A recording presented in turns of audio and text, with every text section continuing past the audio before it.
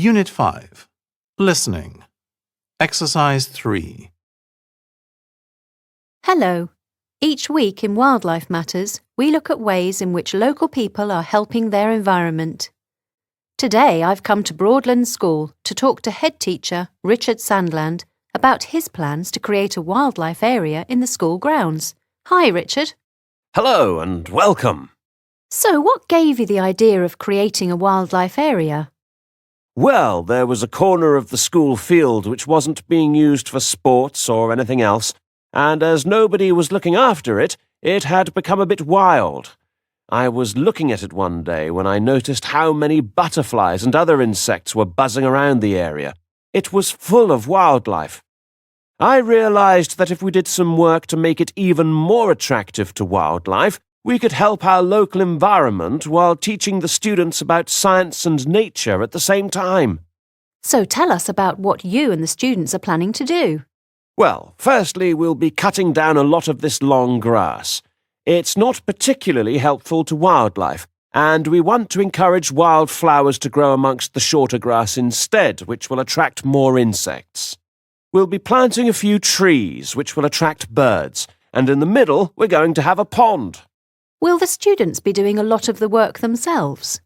Oh yes, they'll be doing most of it. We start this weekend and we've got a large group who can't wait to throw themselves into the project. It'll have to be done after school or on Saturday mornings, but fortunately that hasn't put them off. Lots of them are interested in nature conservation, so they see it as an exciting hobby.